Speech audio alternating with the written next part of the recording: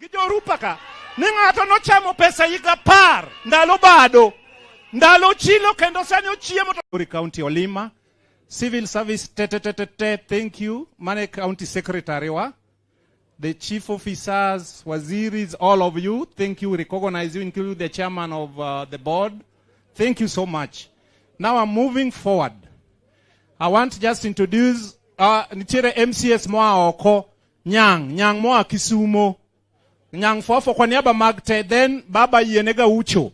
Gaucho the president, President Sareyo Kai, into the President Margeto. Just wave the president of Geto. Thank you so much. Then let me just go straight. MCS Moa Kisumo. Just wave Utekoro. Hero Kamano. Allow me now to introduce elected leaders we have around.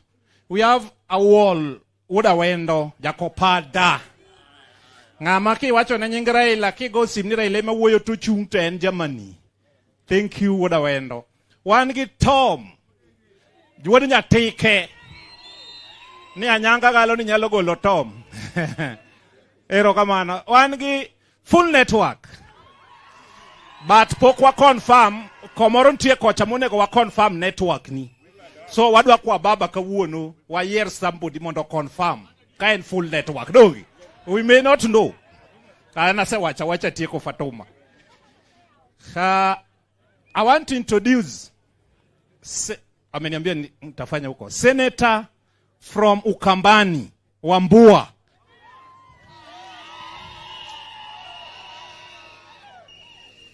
I want to introduce an economist, Yababa. The only governor who Ochilo must borrow something from. Why? The governor, like Kipia. He stood with Baba. He's an economist. Currently is the one who has been challenging the Kenya Kwisha economic plans.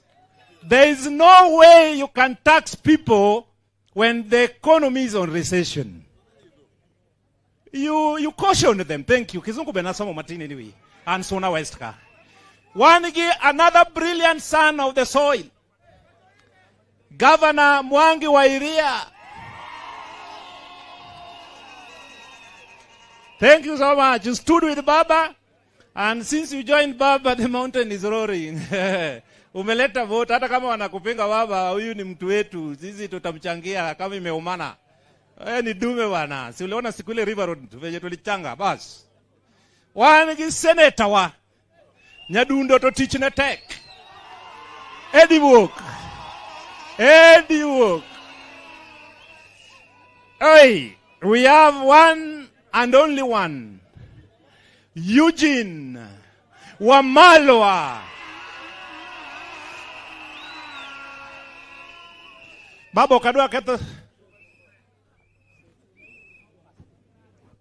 yawa baba uko nani kikawe mo katambo jadung sirama ko kilo jadung fafoya kwa neba mbajo dongo fafoya jadung sirama ko kilo hero kamano kikichung kanyo timatima liweti kama kamano hero kamano sara chero kamano jadung sirama.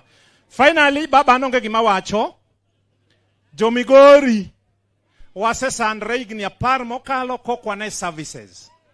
Party is the vehicle mwa deliver go services.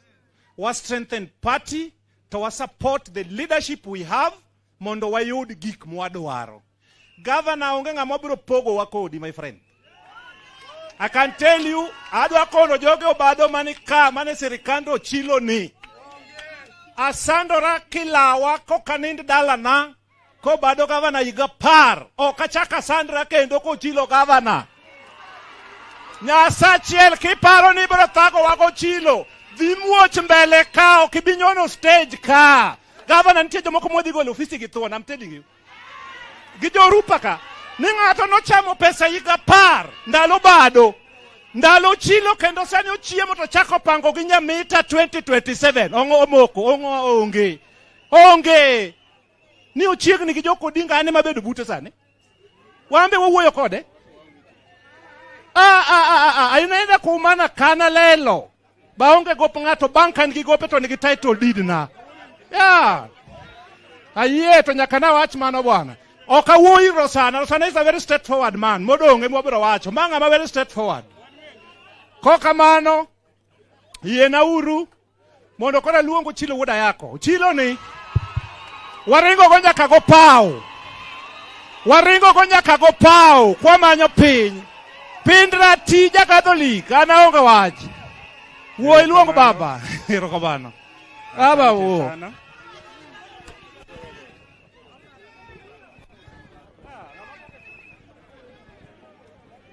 Halo. Hebu nione mkono ya Azimio hapa kwanza. Na ya chama ya nyumbani OD. Hebu tuseme kwa sauti OD. Leo tuko na baba hapa, na baba ndio party leader ya the biggest party that has liberated Kenyans, and that is ODM.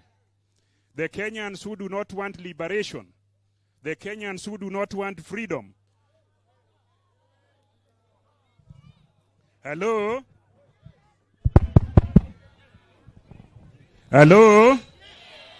The Kenyans who do not want liberation, who do not want freedom, and pretend to be... Thank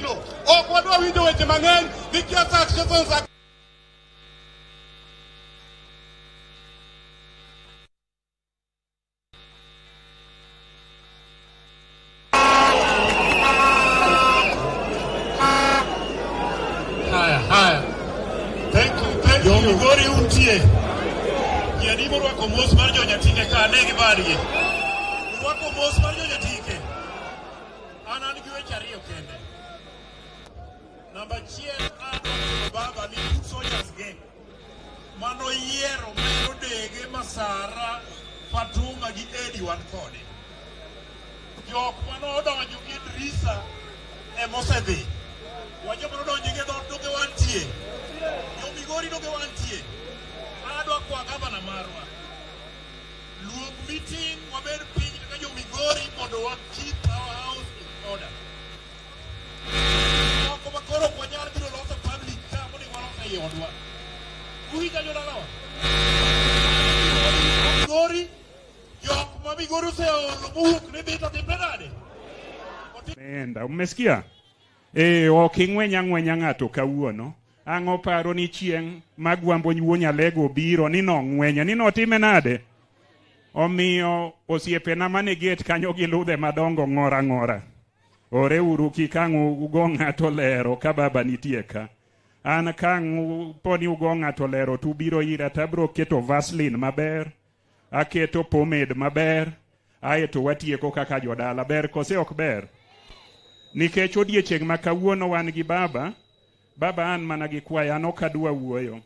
Ei migochwa ka seche ma ibiro wayudo ga pek matin. Nitiere jodalawa ma Kuria gi. Wale waheshimiwa wadogo wale kutoka Kuria. Mimi namuomba tu mmoja haje hapa mbele. Mmoja wa Mkuria wa ODM. Bageni uko hapa? Ere Abedi Bika. Wacha tu. Lakini hawa Migori untie. Fatuma dead full network lakini nyaka wa confirm. Yani full means nyaka wapenje baba kawuono. Mondo wa confirm the kind full. Ndoga kabana. Wana penje baba kodua kawana kulu. Masara ija mwana rio daria siku uchengenka. Jo Migori untie. Baba migochwa ka wasasandi moro migochwa ka ema 2013 2017 wadang ni ng'ato ka ene gimoro to nwamiyo tiko mar ODM ka nwabiro e 2020 igine joni olos to ka ene mano maya utiko jodalawa ka ene machung' na koniki wadoge dirwa Tiko, malongi direct maloko ni kate nomination. To chako duogo ndhogo ba. An gima dwa kwayo ujo Migori. Aneno gimoro I migochwa ka. Nyaka wabed joma nyalo dak gi jowadgi. Kata kan waseyombore to waduto wadonge ot mar ODM doga dieri Omiyo dhao mane wuok e kindwa ng'ama ni yombo iseyombo tine jopiny. To waduto wadong kaka jo ODM. Wawe dhao ei odwa dog adieri. Babi ng'eni kibire ODM tane ja ODM namba 1. Dog adieri. Ndalo moko enda thagora e bunge baba gi gigena mathindo thindo gi. Agono to jomoko go yes. Katuch kawuono ni barua imeandikwa. Barua yako sherini imekwisha ipata. Nia yako tupendane wawili. Kawa kitu kimoja nitakwambia. Naogopa. Wanaokupenda watanipa tabu. Mama barua tayaridhindiki. Barua tayaridhindiki. Okose ndik barua. Wejo pinyo wachi nigi yie ni ng'ani oduoge ODM koso kik duogi. Donge. Nikech unawego mbulu. Baba, me I come from Nyatike sub-county. In Nyatike, our farming is mining. We do mining. Right now, Baba, we have gotten a gazettement that Nyatike area yote imechukuliwa kama area ya forest. Lakini tunajua ukweli wanalenga gold ya Nyatike. And we know who started this game. It was started by Okoth Obado. And I am not ashamed to say.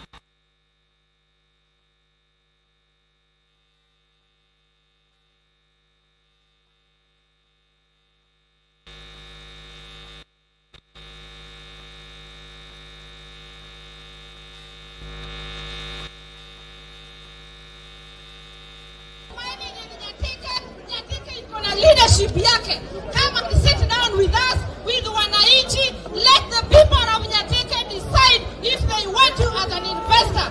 Lakini kama Okoth bado alikula pesa yako hautaingia Nyatike kufanya gold. We will not allow it, Baba. And we are requesting you, Baba, support us in this. We are going to lose our land. Nyatike area yote haiwezi kuwa gold mine ya mtu.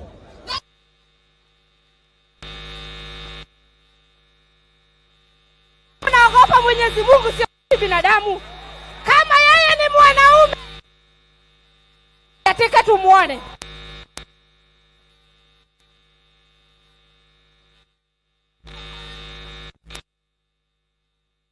Sachel binyateke kitenga ninembe.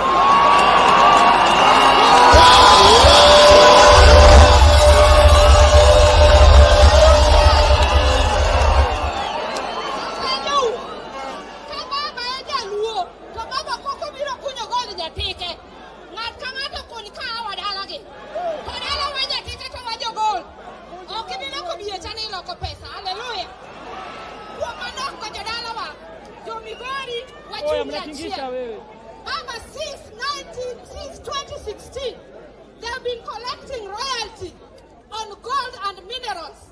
Nyatike people, Turkana people, we have never gotten our share of royalty. Yet they are mining our gold, they are transporting our copper. We will not allow this.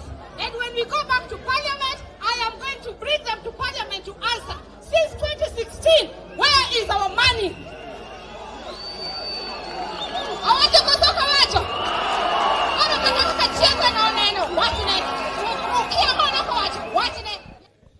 Msimame kimya kwa dakika moja ili tukumbuke wale wenzetu ambao waliuawa kinyama katika maandamano ya juzi.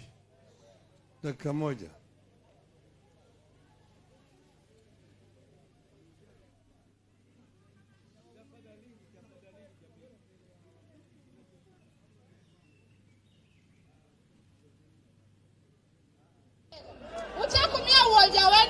Deke wanu wanjo odie makati tima moto watoma ne odie mbwaka kende da ko ni mama joma mon ke to karebe baba pare ni onga da ko basa to baba ani tu sara Nairobi ku to ka duka paro ne baba ni tie akone ka ne met ke sara met ka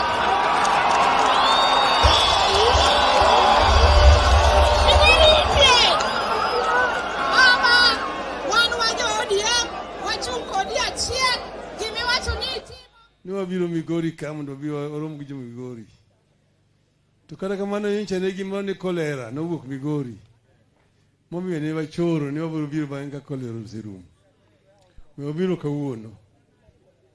Koro nitie kijana moro mosebet matiyo matek ahinya moa Migori kendo iluongo ni Jonet Mohamed. Ok onyal biro kawuono.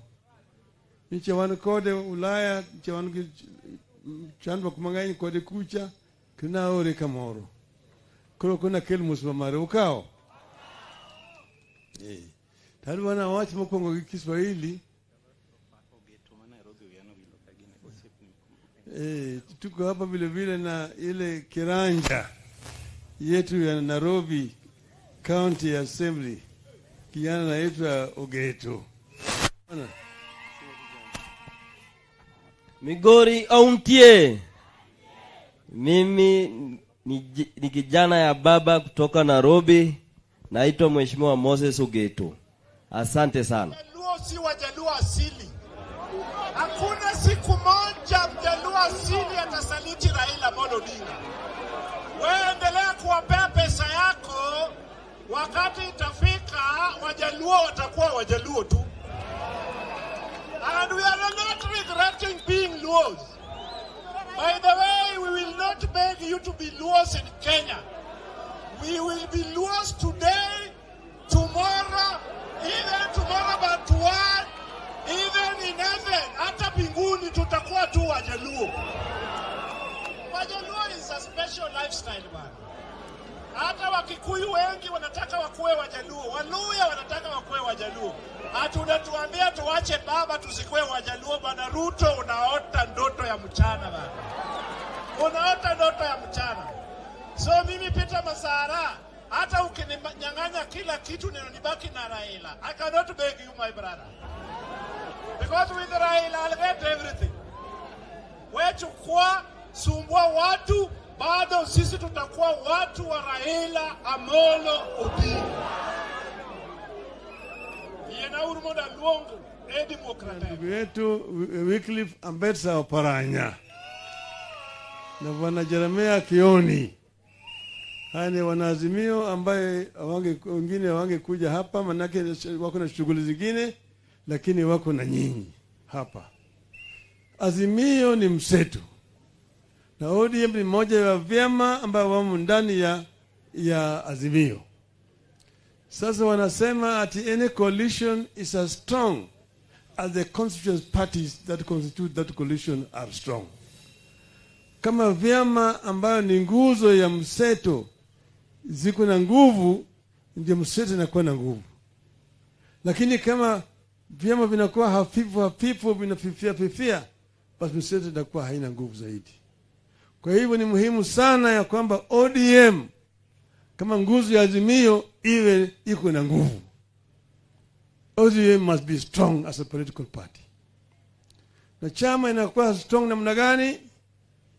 Kwanza wanachama. Watu wanajiandikisha kama wanachama, na hao watu wanachama ambao wanaelewa sheria na vile vile mwongozo ya chama, na wanafuata hiyo mwongozo ya chama. Pili, wanakuwa na nidhamu ndani ya chama, mpaka kuwe na discipline ndani ya chama. Tatu, mpaka kuwe na upendo. Wanachama wanapendana, wanasaidiana. Kama wako fulani yako na shida, mnakenda mnamsaidia. Mwingine mtoto yake amepata majeraha pale, mnamsaidia. Mwingine mgonjwa, mnamsaidia. Mwingine anataka kupeleka mtoto Ulaya, mnamsaidia. Hiyo ndio maana ya chama. Yaani inakuwa ni kama society ambayo watu wanajuana na wanapendana. Chama haiwezi kutembea kama hakuna nidhamu. Watu hawafuati sheria. Inakuwa ni kama soko, hapana. Chama mpaka iwe chama ambayo wanachama wanaelewana vizuri.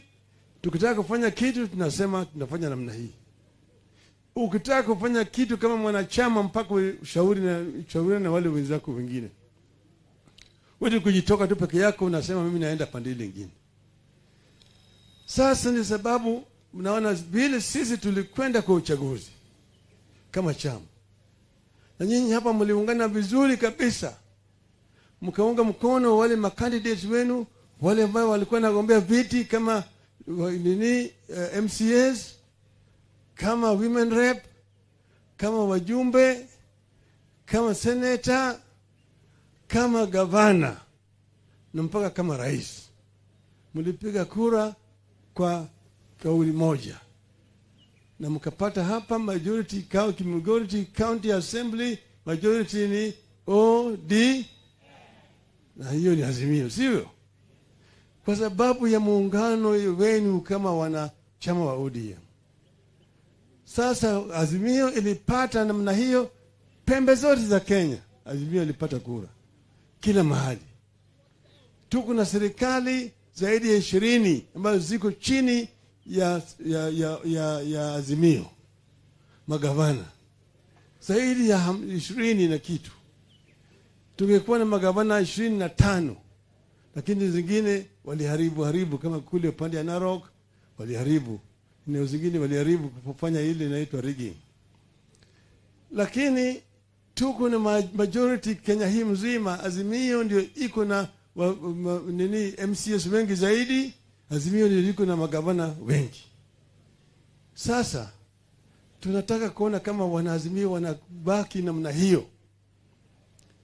Kitu ambaye imetukera sisi, ukiona kama sasa watu wengine wanaanza kuregea, wanaanza kutoka kwa upande hii wanakwenda ngambo ile, wanakwenda kama watu ambao wanajificha, ati mimi nakwenda kutafuta maendeleo. Maendeleo gani? Maendeleo inakuja kwa taratibu na kanuni ambayo imewekwa kisheria. Kama ni mpango, mradi ya elimu iko, pale matibabu iko, barabara iko, na katiba mpya hii, mpango yote ya maendeleo inapangwa na bunge. Sasa wewe unajitokeza kisirisiri, usiku unasikia umeitwa sijui na nani, waziri fulani, sijui permanent secretary, hatumaenda Ikulu. Hakuna mtu anataka usiende Ikulu. Lakini nimwambia chama mimi nataka nimealikwa kule ili tushauriane. Unaenda kufanya nini? Mimi naenda kutafuta maendeleo. Maendeleo ya mama yako.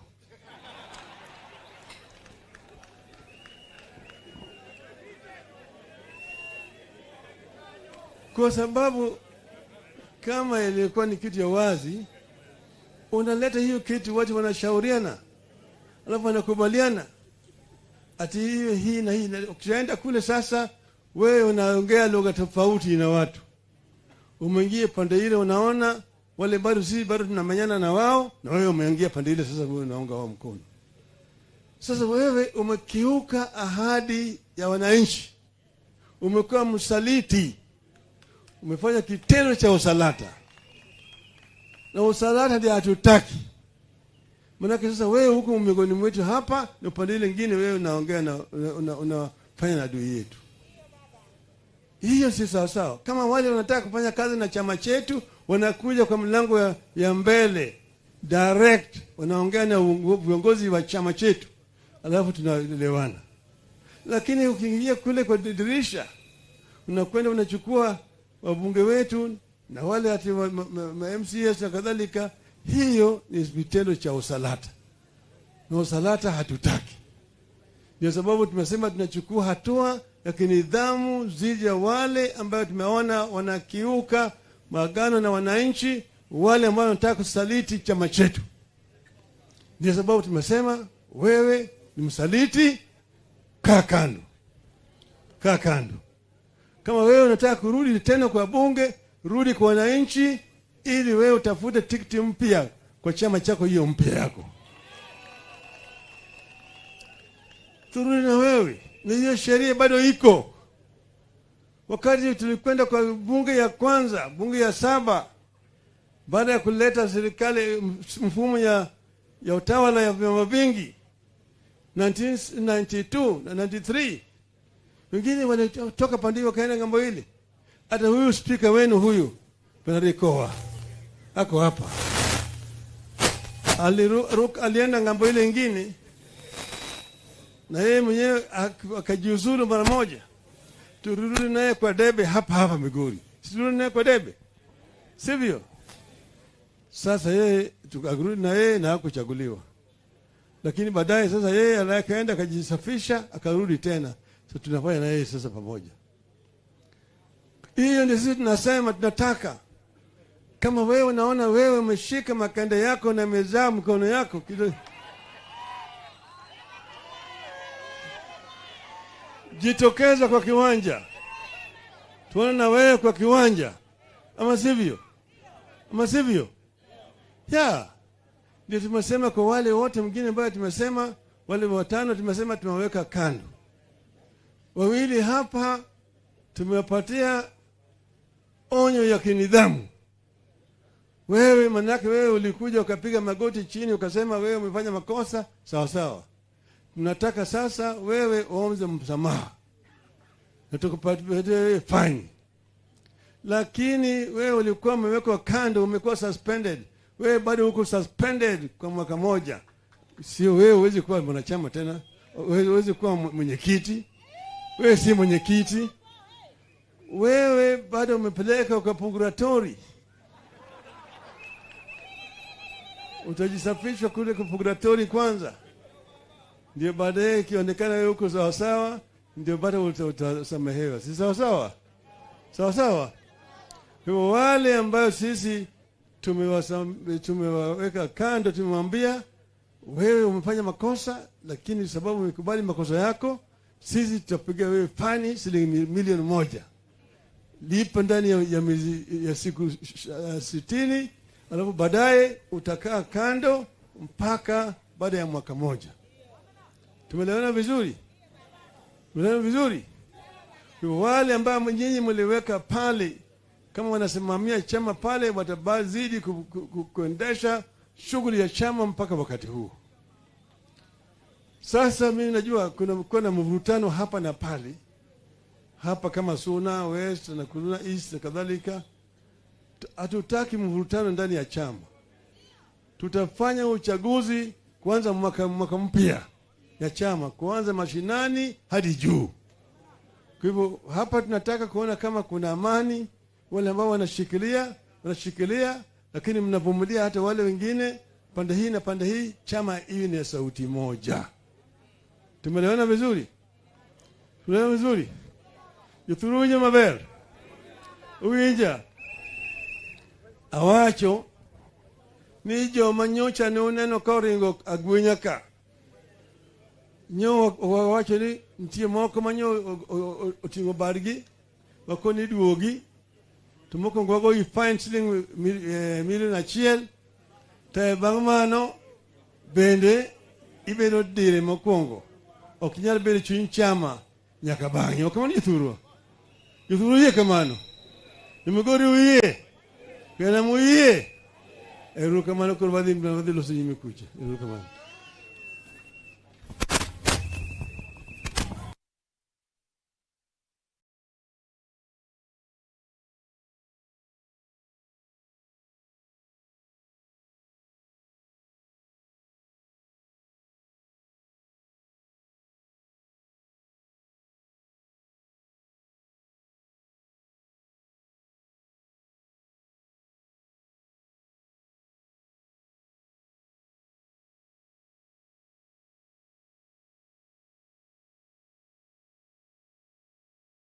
Commercial flight kanga yudo jobunge la wananchi kacha nyakanga ng'iew ne mokari otiko mondo gin be giidhe ndege. Ber kose ok ber? Wan kaka Migori County nitiere gik mang'eny chenro mwachano mondo Migori County osudi. Shida ma wantiere go mababo osekonyowa en ni all independent institutions which are supposed to check the government horizontally or vertically, all those institutions also collapse, including parliament manyamita gini oringo lalo di kocha. So Baba, remember the burden you have, remember the weight you have, but let us all tell you that you are the one with the strength. If today you kept quiet, nobody will speak on behalf of these people. Nobody will speak on behalf of people in Kisii, people in Rift Valley, people in Western, people in Coast. So this is our prayer you continue shouldering this burden. Even when they threaten to arrest you, Baba anasema hebu leta. Eni hebu timango. Na watoto wa baba, wale wa haki, unyithi baba, uko nigitema, nigitimango. Ati eko kawacho ni wan Migori ka, wan united baba, hapa Migori, tuko pamoja, tuko nyuma yako, na hata tunafanya kazi pamoja. Ngato kikbed gi wasi ni wa yueregi ngato, ni wa yuaregi ngato. Mujumbe Masuna West obede kom ma ok ngi kata nge. Ochilo bo obede kom ma ok ngi kata. Otiyo, watiyo, Edi tiyo, Fatuma tiyo, Awol tiyo, watiyo, Chama be tiyo. Ber kose ok ber. Nikech odiechieng' ne en mar baba to en gi welo. Adwaro mana kwayo ni jo executive ka ochung'e malo ka untiere ka, jo sirikal mara nitie ka, uneno kaka jo piny gi jok mabeyo. Watero gi mos seche mantie bedura beda piny. Aito kenda adwa kwayo wan gi members of the county assembly manoyier gi independent tickets or independent, ka untiere ka odiechieng' ma kawuono jakom ma Kabongo bika babo orwak ne jogo gudu mondo gi aspirants manochung' te nikech baba medo en ok odwar ni ji odogo piny. All the aspirants who are here, tafadhali njooni hapa, baba wavalishe kofia alafu aendelee kuendesha sherehe vile anataka. Thank you very much. Shemeji Keli Chinedu Manobazu. Hello, Ebu DJ kido. Fatuma network to start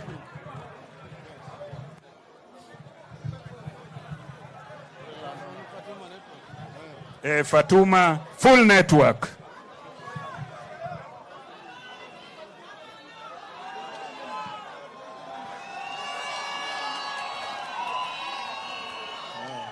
Very good. Congratulations. Next.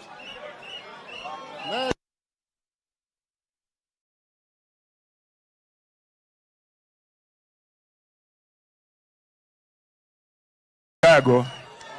Erokamano. You say your name to Baba. Elijah got job award. Asante sana. Good. Next. Banko Tuj. MCA was sweater too. Nobody were elected gi independent. Bas. Wantiere gi Mheshimiwa ma Kanyasa. No, Mheshimiwa Kanyasa elected gi upya oduogo pacho dala. Erokamano.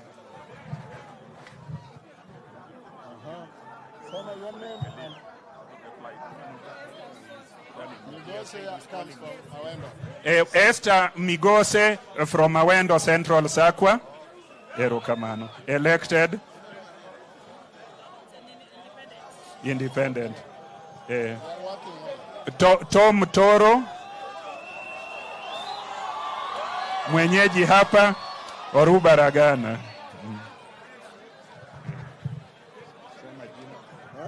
Who? The name? Benson Onyala notingo gi you Makina. Karibu. Erokamano.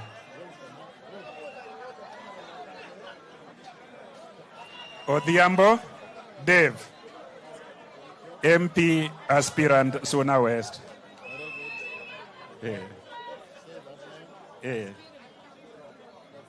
Erokamano. Nodwaro Suna Central. Bas. En bende ma oanyatike sorry kachieng ward. Ebe nodwaro iluonge ni Roya. Aeto Malan Ogega. Malan ne immediate former MCA ka. Oduogo pacho. Erokamano baba.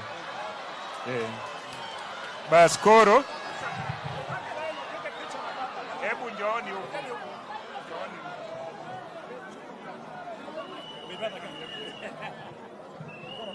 Watwaro mune baba.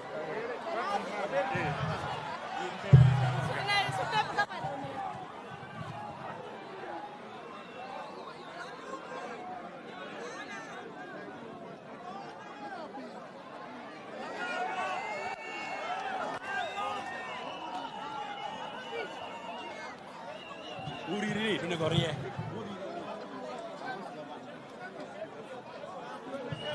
Bas koro wabeduru piny mondo baba ota program kadhi mbele. DJ chwane ma irwako go baba chakaya wagi bedo piny. DJ ile ya kukaribisha.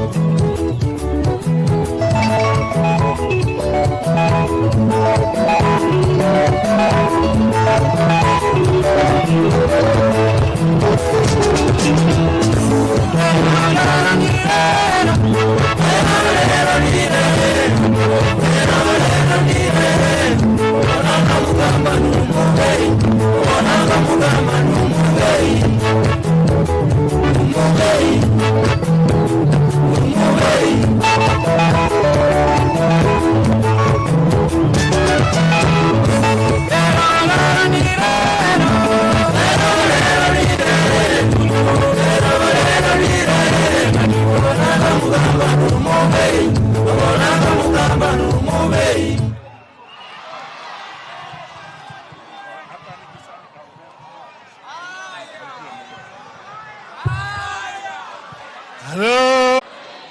Wananchi. Ndio sababu sisi tukasema ikiwa kama namna hiyo tutarudi kwa wananchi. Na tutakataa. Na tuko na uwezo ya kukataa. Sheria ya Kenya na katiba ya Kenya inaruhusu wa Kenya kama hawataki kitu kukataa na kufanya maandamano. Fungu 37 ya katiba inakubalia wa Kenya kama hawakubali kitu kufanya maandamano. Kwa hivyo hakuna sheria ambayo sisi tulivunja. Sasa tulisema ni maandamano ya amani. Maandamano ya hakuna kuharibu mali ya mtu yoyote. Tulimwambia wananchi hatutaki mtu aguze mali ya mwingine. Na wananchi walikuwa wanafanya maandamano ya amani. Lakini sasa wale askari walikuwa wanajitokeza. Wanaenda kwenye mtaa pale wananchi wanaishi. Alafu wanazuia wananchi kutoka. Wanakuja pale wanarusha tear gas. Wananchi wasitoke. So wananchi wakiona kama jamaa wakataza kutoka, sasa wao wanachukua mawe wanarusha wale watu. Jamaa anarusha tear gas na wananchi anarusha mawe. Pili, anaanza kutumia risasi. Kupiga wananchi na risasi kama mtu anapiga swara. Shame on them. Shame on them. Sasa tuliwaelimisha kwamba kuna fujo mara mbili au kuna nguvu mara mbili. There are two types of violence. There's what is called oppressive violence. And there's what is called defensive violence. Haya mawili si sawa. Offensive violence, wizi askari anakuja kwako, anaanza kurushia wewe tear gas, alafu baadaye anaanza kupiga riwe na risasi. Hiyo inaitwa offensive. Defensive violence. Defensive violence is not equal to offensive violence. Kama jini tutahoma sisi, tutaona na watu wao. Tunaona vizuri? Tunaona vizuri? Tunaona hao. Lakini sasa mnajua tuko na mazungumzo. Walisema tuongee. Akasema basi tuongee. Tuko tayari. Tumeweka timu yetu na wameweka yao. Yetu inaongozwa na Kalonzo Musyoka. Simeona? Simeona hao? Sitaki kusema maneno mengi ambayo itaharibu ile mazungumzo. Sawa sawa. Sawa. Unaelewa vizuri? Sikuna maneno ningesema, lakini mimi nasema tuache hiyo mazungumzo yaendelee. Ikienda vizuri sawa sawa. Isipoenda vizuri. Isipoenda vizuri. Situko na njia. Simuko tayari. Mko tayari? Wangapi wako tayari? Nione mikono hapa.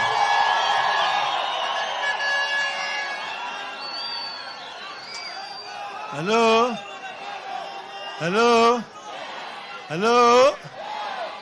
Sasa sisi tumesema hii utawala ya ugatuzi mpaka ifanye kazi sawa sawa.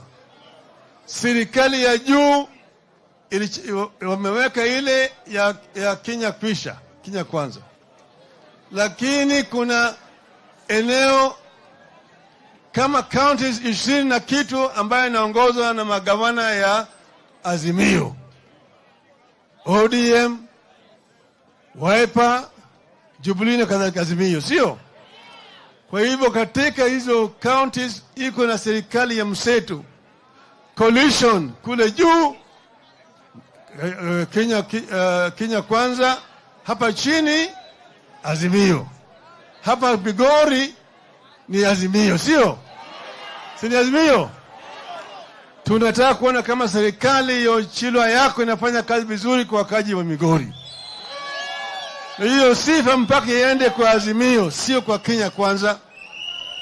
Jamani, nataka kuona kwamba yeye anakuja hapa chini kama counties ya Azimio, alafu anasema yeye ndiye analeta maendeleo hapa. Hapana. Serikali ya juu ina jukumu lake. Ile miradi ambayo inatakanya afanye kama serikali ya juu afanye.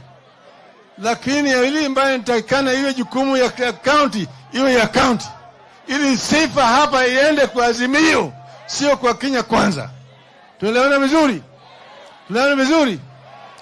Sasa kwa mfano mambo ya kilimo yote, mambo ya kilimo ni ya serikali ya county, sio? Sivyo? Lakini serikali ya juu imekataa. Mbolea wao ndio wananunua, wanakuja hapa kugawanya mbolea. Hiyo sio kazi ya Ruto. Hiyo serikali ya county, sio? Sivyo? Kujenga manyumba ni jukumu ya serikali ya county, sio serikali ya juu. Nataka Ruto alete pesa hapa chini, Oshilo wajenge naye nyumba hapa chini. Sawa? Mambo ya soko ambayo nataka ijengwe hapa katika kaunti ya Migori, iwe ni Rongo, iwe ni huko chini Nyatike, kule Mihuru, kule upande ya nini ya Sori na kadhalika. Hiyo yote ni jukumu ya serikali ya county. Ruto alete pesa kwa Ochilo ajenge hizo soko, sio yeye anajenga. Pesa wanakuwa naye kule juu kwa sababu wao ni wanataka kufanya mambo ya inaitwa procurement. Hata mambo ya mabarabara mingi hapa za county. Hatutaki mambo ya kura na kera.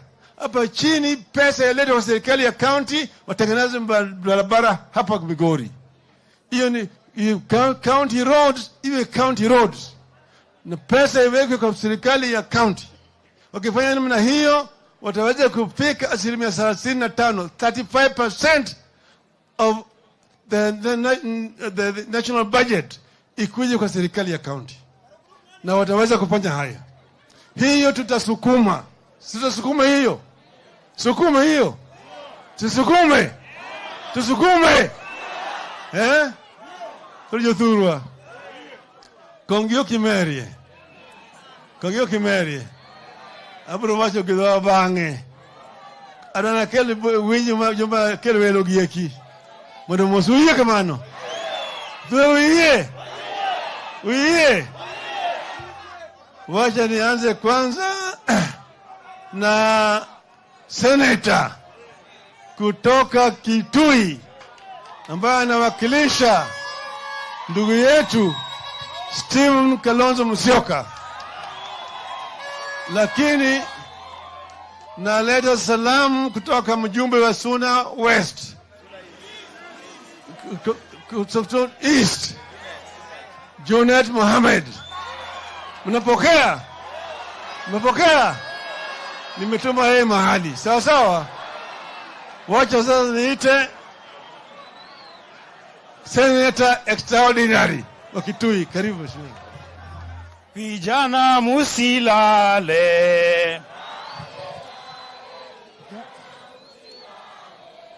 bado mapambano, bado mapambano. Wazee musilale,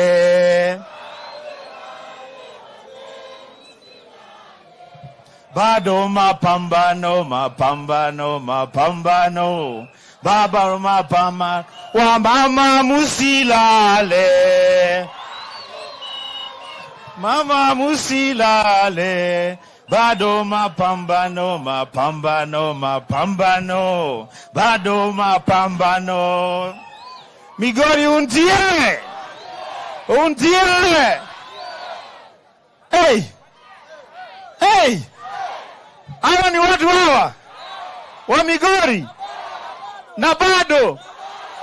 Ayayayaya. Ikibaba sana nipe nduru ya Raila Amolo Odinga. Iko wapi nduru ya Kalonzo Musyoka? Ikibamba sana nipe nduru ya Achilo Ayako. Asante sana, asante sana. Mimi nitakuwa na maneno matatu tu ya kusema. Kwanza, nimeleta salamu za kiongozi wa chama cha Wiper, His Excellency Dr. Stephen Kalonzo Musyoka. Umezipokea? Umepokea salamu zake? Pia nimewaletea salamu kutoka Ukambani. Wakamba wamesema ukifika Migori patiana salamu. Jambo la pili, na hii ni ya muhimu sana. Juzi mimi nimeshangaa sana. Nimeshangaa kuona Deputy President Rigathi Gachagua. Mnamuitaje? Ati anaitwaje? Ati nini? Huyo. Ati nimeona akitaka kuongelesha Raila Amolo Odinga kama kijana. Yani nataka nisimame hapa Migori niambie huyo mtu mnaita Gasiela hajatosha boga, hajatosha, hajafikia kiwango cha kumuongelesha Raila Amolo Odinga vile niliona akimuongelesha. Aende aongea na kina Masara, hii ndio level yake hii. Sawa sawa. Na hata akifika kwa Masara atamukanyaga chini. Kwa sababu yeye huyu Masara huyu is a second term member of parliament. Hiyo Gachagua he has served only one term in parliament. Kwa hivyo wanamwambie kuja polepole. Tuliza boli. Kuja mos. Kiwanja iko na wenyewe. Ama mnasema nini Migori? Ya pili. Juzi nimesikia pia Bwana William Ruto anasema mambo ni mangapi? Sisi hapa Migori wana Azimio tunataka tuambie Ruto mambo ni mangapi? Ni mangapi? Jambo la kwanza, gharama ya maisha lazima iende chini. Watu wetu mafuta ya taa iko juu.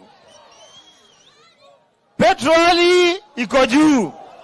Unga iko juu.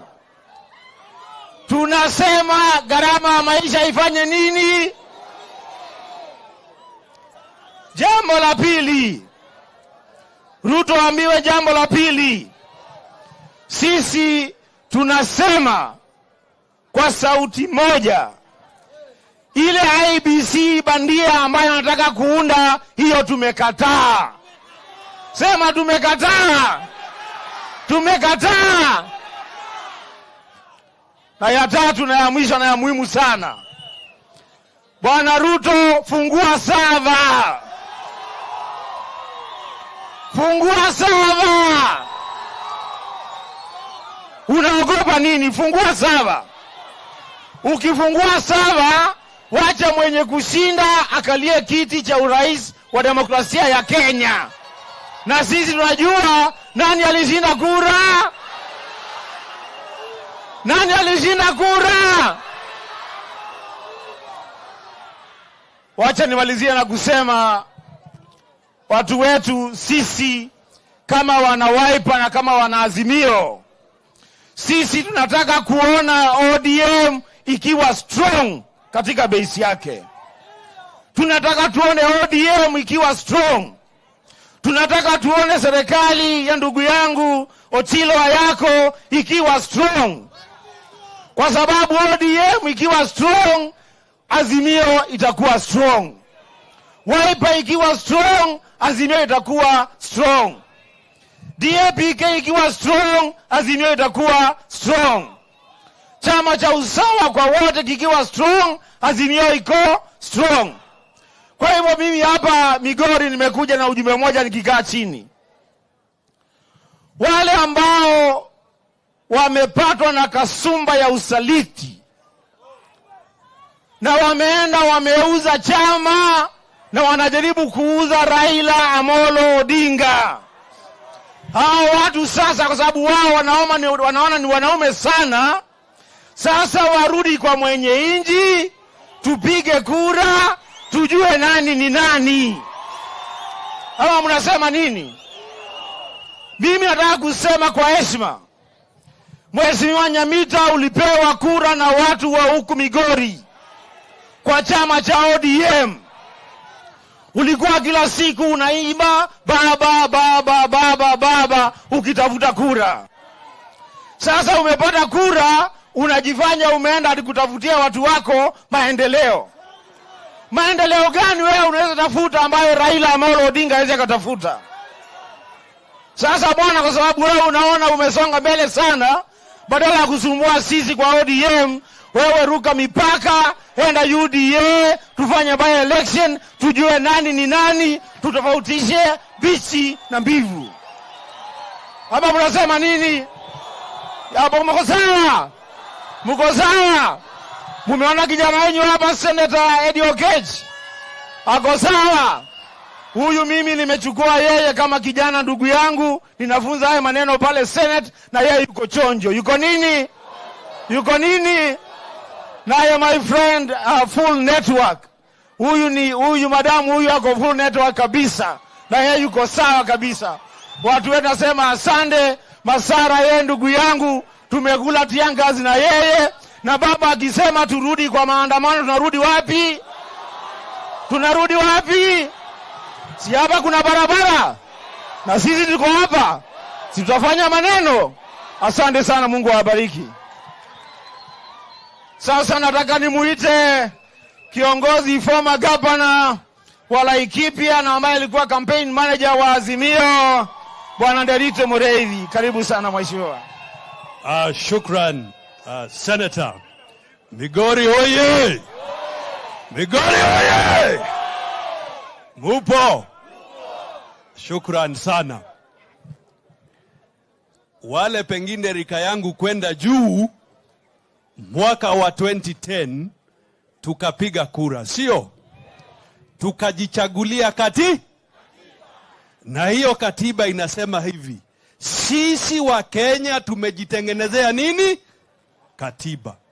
Na inasema nguvu zote za nchi ya Kenya ni yetu sisi wake. Alafu inasema kwa sababu hatuwezi kutana vile tumekutana leo, kila siku tutachagua wachache waende watekeleze kazi fulani. Na je, wakishindwa kutekeleza kazi ambazo tumewachagua, si basi waondoke? Si waondoke? Si waondoke? Hiyo katiba tukasema Kenya ni nchi ya kidemokrasia. Na hiyo nchi ya kidemokrasia itakuwa na vyama vya siasa. Na hiyo demokrasia haiwezi faulu kama hatuna vyama vya siasa dhabiti. Kwa mfano, demokrasia ni kama hii jengo hili.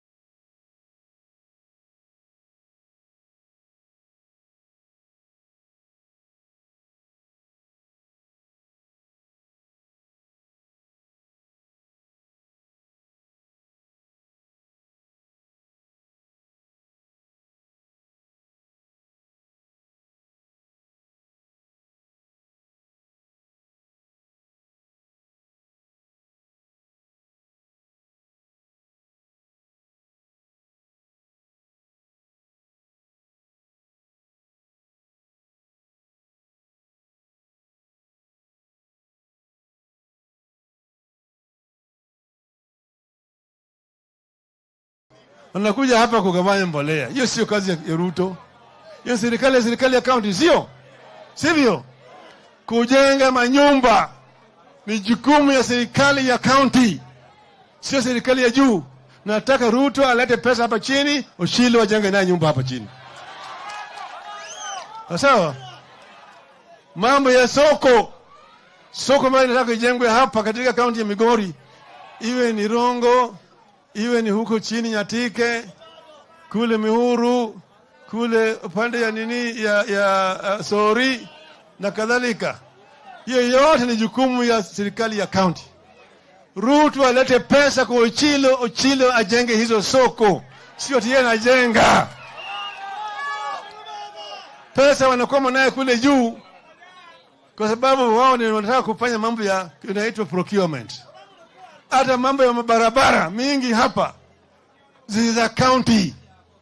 Hatutaki mambo ya kura na kera. Hapa chini pesa iletwe kwa serikali ya county, watengeneze barabara hapa Migori. Hiyo ni county roads, iwe county roads. Na pesa iwekwe kwa serikali ya county. Wakifanya namna hiyo, wataweza kufika 35%, 35% of the national budget ikuje kwa serikali ya county. Na wataweza kufanya haya. Hiyo tutasukuma. Tutasukuma hiyo. Sukuma hiyo. Tusukume. Tulio thurwa. Kongio kimerie. Abro macho kidoa bange. Adana kele winyo jomba kele welo gieki. Modo mosuye kamano. Uye. Wacha nianze kwanza na senator kutoka Kitui ambaye anawakilisha ndugu yetu Steven Kalonzo Musyoka. Lakini naleta salamu kutoka mjumbe wa Suna West, kutoka East, Jonet Mohamed. Mnapokea? Nimetuma yeye mahali. Sawa. Wacha sasa niite Senator Extraordinary wa Kitui. Karibu. Vijana musilale, bado mapambano, bado mapambano. Wazee musilale, bado mapambano, baba mapambano. Wamama musilale,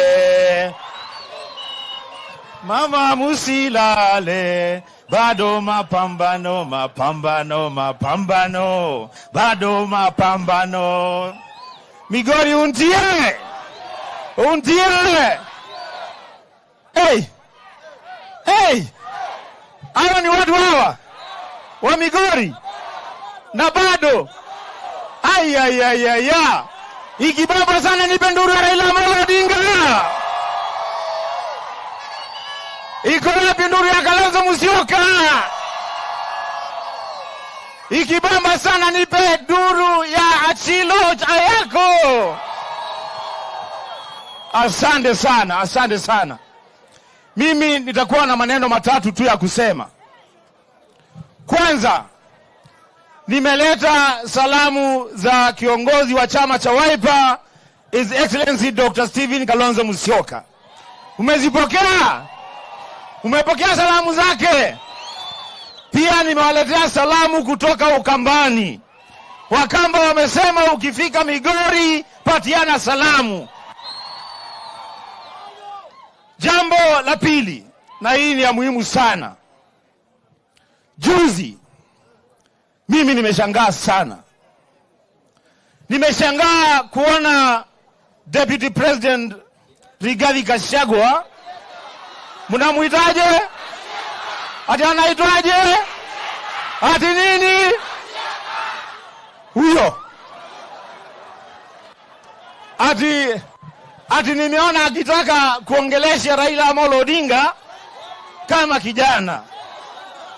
Yaani nataka nisimame hapa Migori niambie huyo mtu mnaita Kashiela hajatosha boga, hajatosha, hajafikia kiwango cha kumwongelesha Raila Amolo Odinga vile niliona akimwongelesha.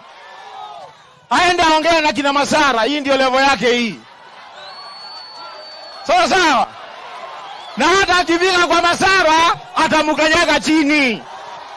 Kwa sababu yeye huyu Masara huyu is a second term member of parliament. Hiyo Kashiela he has served only one term in parliament. Kwa hivyo wanamwambie kuja pole pole. Tuliza boli. Kuja mos. Kiwanja iko na wenyewe. Ama mnasema nini Migori? Ya pili. Juzi nimesikia pia Bwana William Ruto anasema mambo ni mangapi? Sisi hapa Migori wana Azimio tunataka tuambie Ruto mambo ni mangapi? Ni mangapi? Jambo la kwanza, gharama ya maisha lazima iende chini. Watu wetu mafuta ya taa iko juu. Petroli iko juu. Unga iko juu. Tunasema gharama ya maisha ifanye nini? Jambo la pili, Ruto ambiwe jambo la pili. Sisi tunasema kwa sauti moja, ile IBC bandia ambayo anataka kuunda, hiyo tumekataa.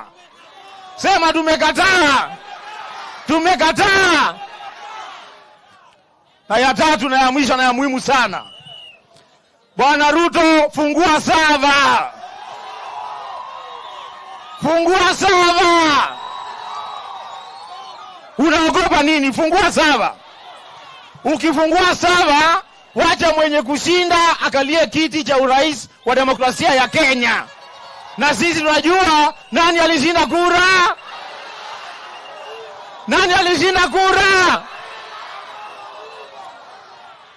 Wacha nimalizie na kusema watu wetu sisi kama wana Wiper na kama wana Azimio, sisi tunataka kuona ODM ikiwa strong katika base yake. Tunataka tuone ODM ikiwa strong.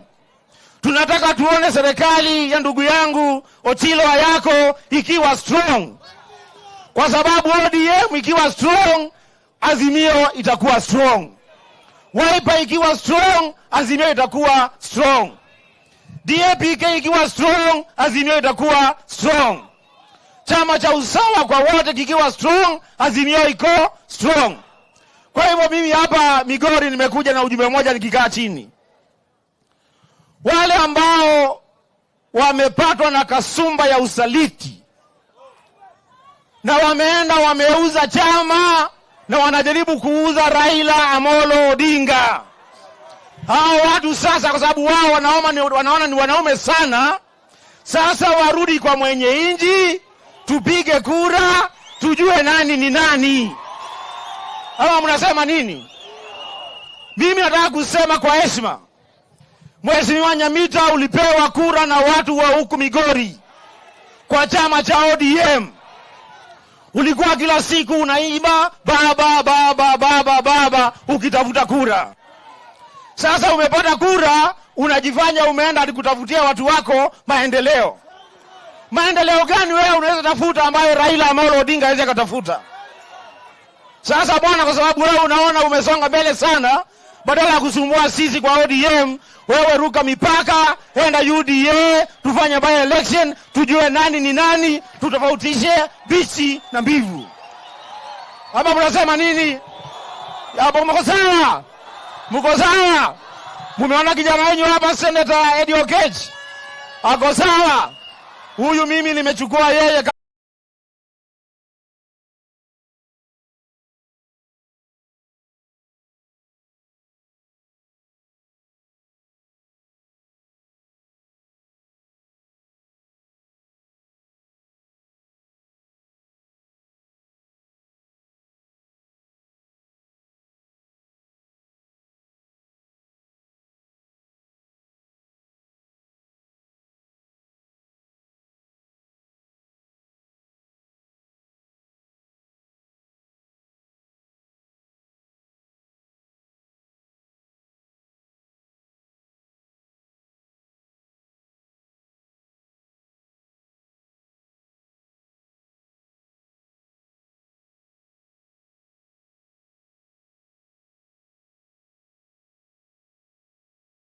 Tungependa kuona, na nashukuru sana gavana wenu Ochila yako. Huyu gavana amekuwa steady nyuma ya baba. Tunashukuru sana Fatuma, full network. Yeye ni full network nyuma ya baba. Tunashukuru sana mbunge wetu Odege. Tunashukuru mbunge wetu Wilson ambaye ako hapa. Wako steady nyuma ya nani? Ya baba. Lakini wale wanasaliti baba, mnawajua, si ndio? Waambie chuma chao kimotoni. Tuko pamoja. Tuko hapa na rafiki wa baba kutoka Murang'a, anaitwa Kamau wa Raila. Akuja wasalimu kwa dakika moja tafadhali, tafadhali. Tuendelee tusiendelee? Wacha huyu aje wasalimu, alafu baba arudi tuweze kuendesha kipindi. Jamigori ontie. Jothuru ontie. Huyu mzee mnamuona hapa, tulianza naye 1990. Tukaenda Ford. Na wakati ule Ford tulipopata tabu na yeye, tulitoka tukaenda chama ya NDP, tukarudi kule Lang'ata na tukachaguliwa na wananchi wa Lang'ata. Kuna watu wamekuja na msemo mpya wa shareholding. Kwa hivyo mimi naongea kama Mweha Kamau, kama shareholder wa ODM. Na wewe pia ni shareholder wa ODM. Nataka kuwauliza kwa sababu ya majonzi ya wale watu wetu waliuliwa. Sijui kama mtakubaliana na mimi. Wale watu walifukuzwa kwa chama, kama unakubali unasema ndio. Elisha Odhiambo aende asiende? Ochanda, Ojanda, Jalango, na nani mwingine? Na nani mwingine? Na nani? Karoli Omondi. Nikimalizia watu wetu, manake mimi niko na uchungu sana. Kuna mtu wa rika yangu kidogo. Kuna mtu wa rika yangu anashinda kitukana mzee. Na mkuambia vizuri na gavana Muridhi vile alisema. Niwaambie vile alisema. Alisema Raila ni mchawi. Alienda akaweka uchawi kwa Uhuru. Uhuru akabadilika. Hata akisalimia Raila anaweza kujikuta kuwa ametoa chupi underwear yake ameweka kwa kichwa. Sasa siku ya Jumanne, ndugu zangu, muliona kwa runinga, mulijionea, muliona baba akifika KICC, muliona maidi akija. Maidi ni nani? Maidi ni nani? Kwa sababu alisalimia baba, Gashagu anaenda toa underwear, uweke kwa kichwa, tujue maneno yako ni ukweli. Asanteni. Haya. Okusevinyo weche. Okuvinyo weche. Nyocha na wacho ni ber mondo bed jamatin. Bawinjire. Eko nyalo dhi lweny maber. Ok manyo thurwa. Okamano. Kado Ochilo bianeka. Ere ngane. Ere Edi. Ere wenye Masara. Mokwongo. Masara ni ochumo tegno. Wajumbe mwenye kaki te. Edi. Awal wuda wendoni. Awal emano nyisa. No lungi kucha kama lungo ni kulu. Eyo moro moko yiego. Iwinjo. Nangiyo jo kaka luso kori achich korgi. Iwinjo. Network. Okonge nyako motegno. Moko mede moro kamano. Totamo dege. Uwi moko mede moro kamano. Mae team motegno. Ber mondi bergi jima tin. Mochung motegno kamano. Okamano. Tadwa ni mondo bedi winjruok maber. Kiki bedi gwandruok moko kaki kacha. Namando bira. Kakoro suna weska. Ne wan gi ndiege. Ndiege beda. Kik ngato go ndiege. Winja maber. Mae kakoro chama bedo motegno. Gibeke na ye kanyo gi mario chama kadwa no bedi chuki. Wani basigu mang'eny moromo. Kuyo kamanyo thurwa. Adwa ni wariure jo chama riure madoro gimanadi. Umadi. Moko monana pala manyabute. Monolinga kwenyaka. Togini kocha. Moko manyo go faenika. Okduge kombe gikendu. Kombe ka jamanjo ka okaema digo nyime. To hichak higa manyene Dimana Rio. Obro timo yiere chama. Grassroots. Kijana matini mado bere chama bro yudo thulo mado nyoga yekucha. Mado was strengthen chama. Wije maber.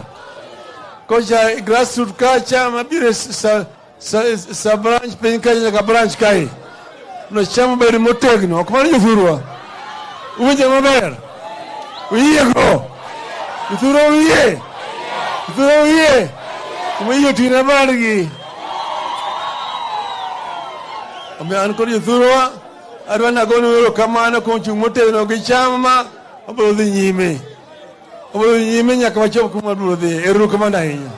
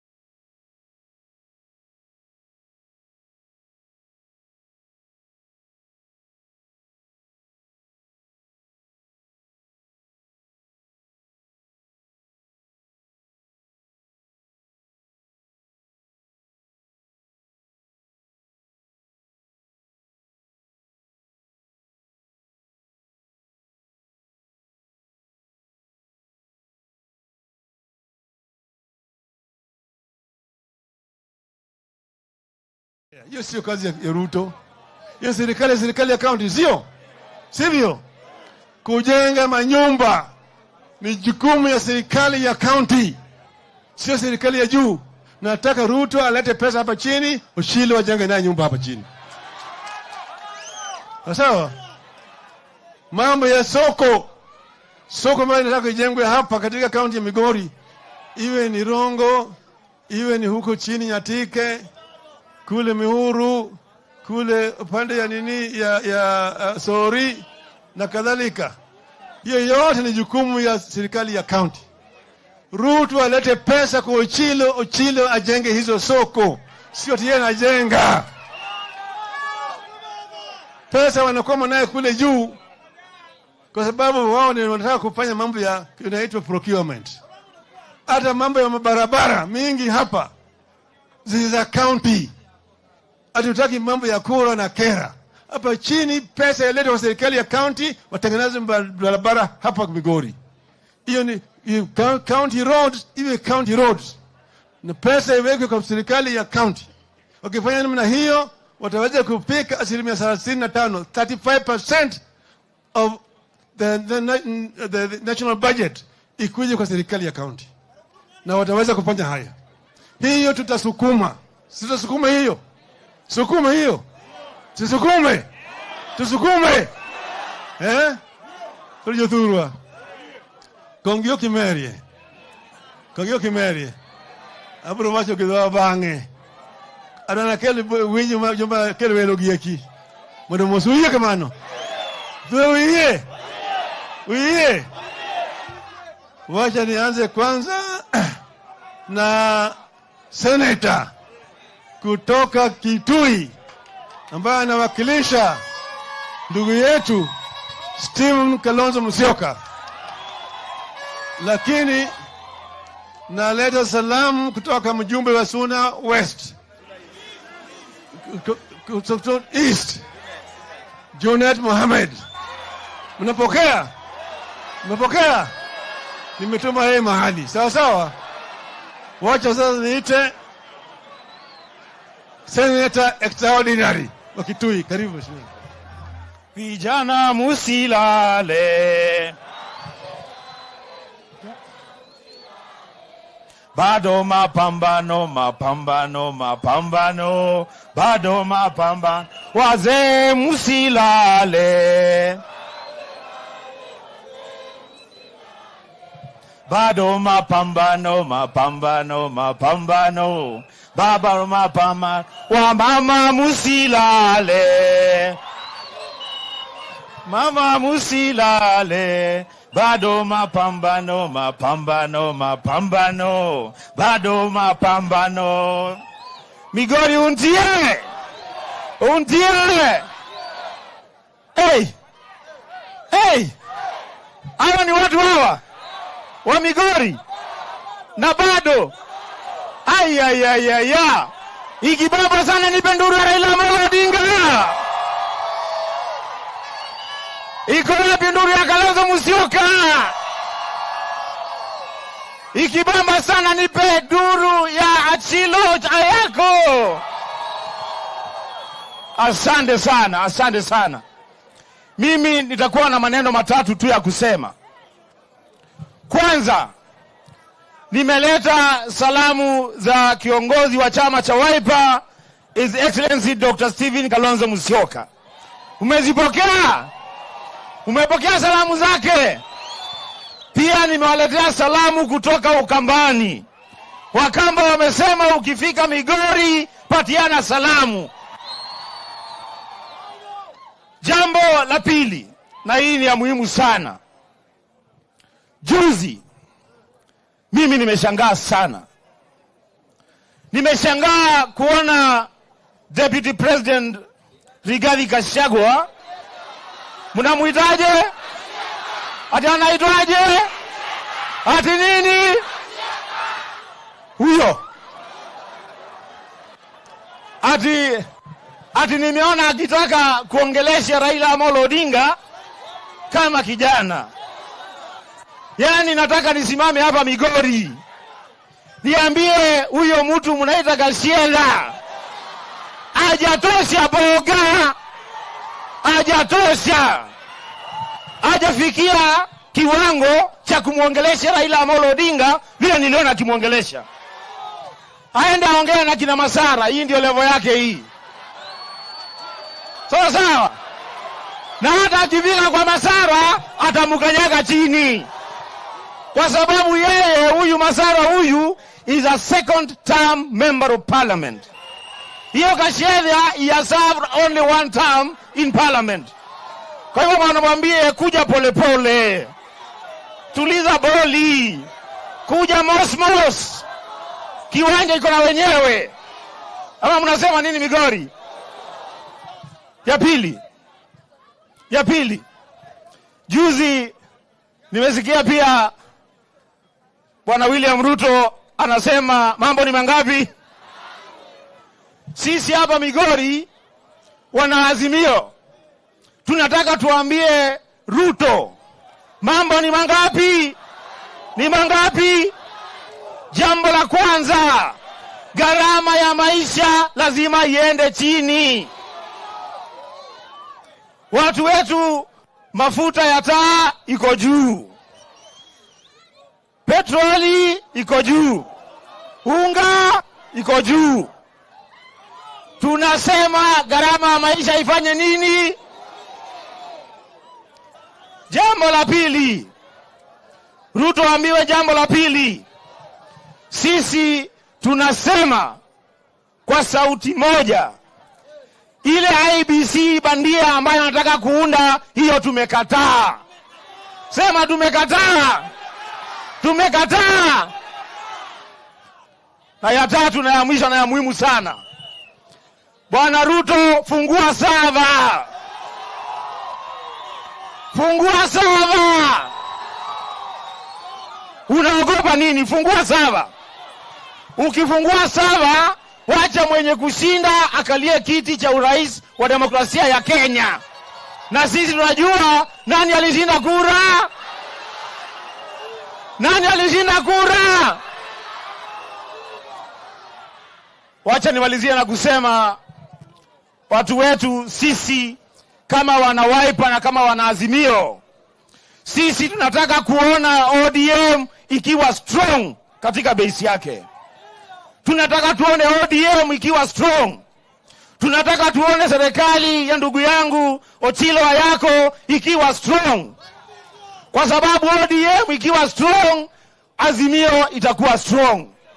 Wiper ikiwa strong, Azimio itakuwa strong. DAPK ikiwa strong, Azimio. Nimekuwa gavana wa jimbo la Murang'a kwa miaka 10. Na ya kwanza, mimi nina mawili matatu.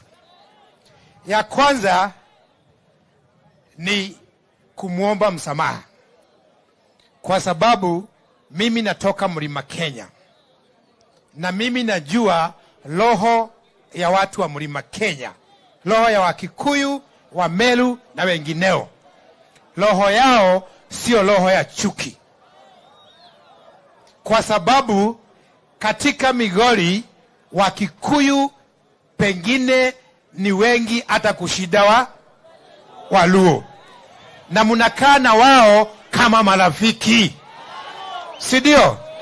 Mnakaa na Wasomali, mnakaa na Wambaluya, na Migori ni Kenya. Lakini ile Ijiri ambayo ameanzisha, ana kanisa mpya naye ndiye askofu mkuu, ni kuleta uhasama kati ya Wakikuyu na jamii ya Nyanza, Western na kwingineko. Tunashikana. Tangu sisi tuna shukrani ambayo hatujamrudishia watu wa Nyanza. Tangu wakati wa mzee Kenyatta, yeye akasema Kenya haitakuwa huru. Raila Odinga akasema Kenya haiwezi kuwa huru tangu mzee Kenyatta Mukikuyu aachiliwe. Raila Odinga wakashikana na Kenneth Matiba akinalobia kutoka Murang'a, wakapigania vyama vingi. Raila Odinga akasema Kibaki tosha. Kwani hakuwa anajua Kibaki ni Mkikuyu? Kwani hakuwa Mjaruo? Hiyo enzi ambayo imepita, Raila Odinga akamshikilia Uhuru Kenyatta, utawala wake uwe imara. Hakuwa anajua Uhuru ni Mkikuyu? Hakuwa Mjaruo? Sasa tumepata viongozi wengine wakiongozwa na Gashiera na Wakikuyu wengine 3 4 hapo, wanatutisha, wanatuhumbilia ya kwamba ati yule the worst enemy ya Mkikuyu ati ni Mjaluo, ati ni mtu wa Western. Juzi kukawa na maafa hapa, walikuwa wameapa watu wakienda maandamano Wajaruo watauawa, na ilifanyika hivyo. Wakati kulikuwa na mazishi hapa, nyinyi mkizika, mkiomboleza wa Kenya wenzetu zaidi ya 20 na kitu, watu walikuwa naambiwa wakakula mchele ya kucelebrate kule State House Agana. Nyinyi mnazika, wao wana celebrate. Hiyo kweli ni Kenya moja? Si hapo kuna shida? Na ndio tunasema, na tumeambia baba, tulikubali kama viongozi watu waongee, lakini hii majadiliano ilipewa siku 60 peke yake. Tunataka kuambia baba hana ruhusa, na hakuna mtu ana ruhusa ya kuongeza hizo siku 60. Nimeuliza Eugene, ameniambia siku 60 zinaisha 30th of October. Sasa tuanze kufunga vidole, sawa sawa, na tuweke billboards. Tunatoa siku kwa siku countdown, si ndio? Ikifika siku ya 60, kama hakuna uwiano, hakuna kuongea tena, sawa sawa. Tunarudi kwa maandamano, lakini hiyo maandamano sio ya kuitisha unga tena. Hii Kenya sio ya mtu. Hiyo sio hiyo mambo 3 5. Hiyo ni ya kusema tumekaa miaka 6, tumelaliwa, tunajaribu kuongea, mnakataa. Sasa hiyo maandamano ni ya kuitisha Kenya yetu, sawa sawa, ya kuitisha Kenya yetu, kwa sababu Gachagua alisema yao ni kampuni, si ndio? Kwa hivyo kuanzia tarehe 1 Novemba lazima shauri ya maandamano ni kusema, kwa sababu tumekosana kabisa na ni miaka 60 tangu tupate uhuru. Sasa tunataka tupige kule ya maoni. Ile county inataka kukaa kwa Kenya ya baba, ipigie baba. Ile county inataka kwenda kwa kampuni, ipige huko. Tuhesabu zile county zote ambazo zitapigiwa baba, Kenya ikatanwe mara 2. Kenya ya baba na kampuni. Sidio? Tukikosana tufike hapo, ili sisi tuwe na bendera yetu, wimbo wa taifa, the coat of arms, na rais baba awe rais wa jamhuri yetu, kwa sababu watu hawawezi chukulia wengine kama wajinga milele. Kwa hivyo muambie siku ni 60, tusikizane ama tukatane. Thank you very much. Sasa ni Eugene Wamalwa, rafiki yetu. Thank you. Asante. Migori hoye! Jo Migori untie! Jo Migori untie! Asanteni sana. Anwad Wamalwa, Anwad Karachuonyo, Anwad Agoglo. Mimi nimesomea hapa Karachuonyo, Gendia High School. Kwa hivyo nikija Nyanza nimekuja nyumbani. Na leo nimekuja nyumbani na baba. Na tumekuja na wenzangu hawa, na vile baba amesema kuna principals wengine hawakuweza kuja siku ya leo, akiwemo Mama Martha Karua ametuma salamu, mmepokea? Akiwemo ndugu yetu Peter Munya wa PNU ametuma salamu, mmepokea? Akiwemo ndugu wetu Jeremiah Kioni wa Jubilee ametuma salamu, mmepokea? Akiwemo ndugu yangu Oparanya kutoka Western, mmepokea? Akiwemo Wajakoya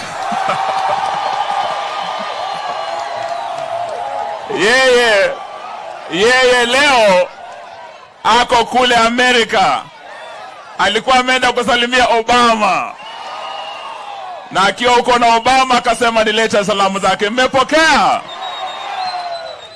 Kwanza tuko hapa kusema yes, na pia kule London rafiki wa baba Uhuru Muigai Kenyatta. Na ujue Uhuru amesema yeye na baba hadi mwisho, sawa? So watu wa Migori, tuko hapa kwanza kusema asante kwenu. Sababu tulikuja hapa wakati tunaanza maandamano. Ngoma ya maandamano ilianzia hapa Migori. Na vile baba amesema hapa Migori, ukiangalia zile waya za stima, kuna ile low voltage na kuna ile high voltage. Haki ya Mungu, Migori nyinyi ni high voltage bana. Ninyi ndio umefanya watu wa Migori, vile maandamano ilianza hapa ikashika Kenya yote. Wanasema anayekudharau siku moja hata kusalimia kwa heshima. Yule bwana Gacheda si anadharau baba? Alikuwa anasema eti yeye anaogopa baba sana, ati sababu ati baba akikusalimia kichwa yako haki ya Mungu inaruka. Sasa juzi tukiwa katika KICC, yule anayedharau baba anasema huyo mzee wa vitendawili, anasema huyo mganga, yeye ndio alikuwa amesimama hapo kukaribisha baba, akasema karibu your excellency sir.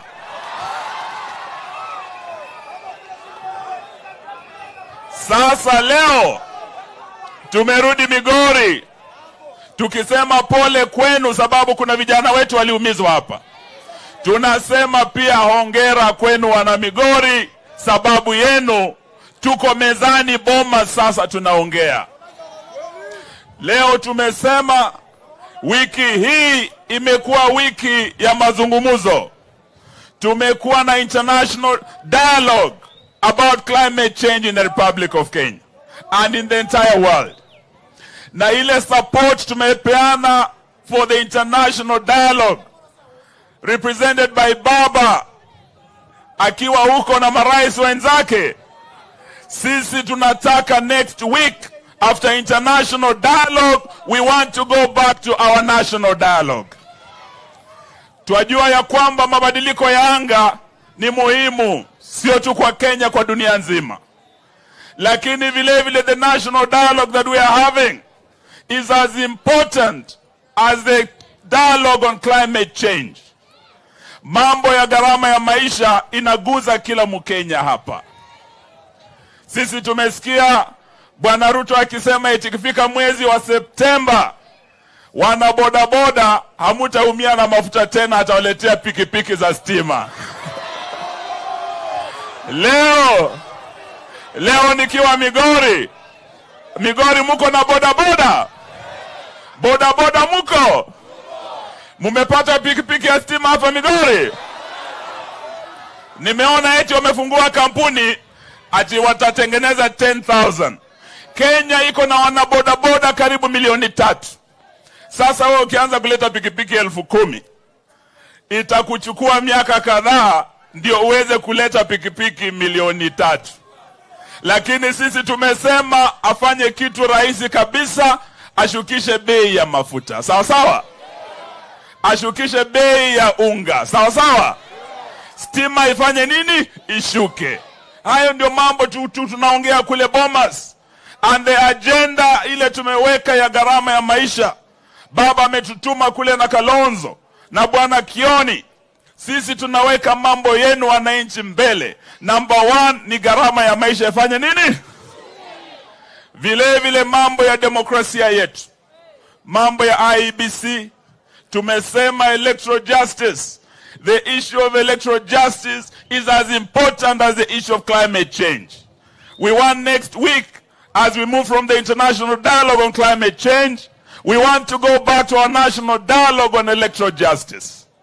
Ndugu yangu Senator Wambua amesema mambo ni matatu. Lakini mimi nasema mambo ni matatu sababu kama Ruto anataka tumtambue, jambo la kwanza afungue nini? Jambo la pili afungue nini?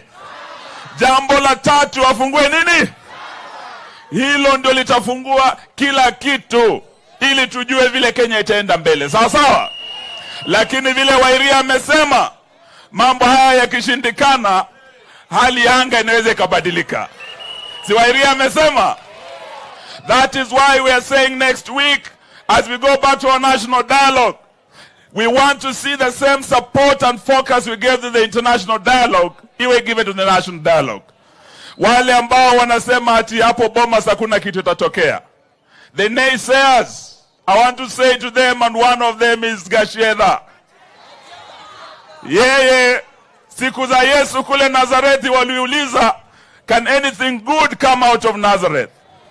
Yeye ndio hako anasema nothing good can come out of Bomas. Nataka nimkumbushe Bwana Gashedha, out of Bomas was born devolution.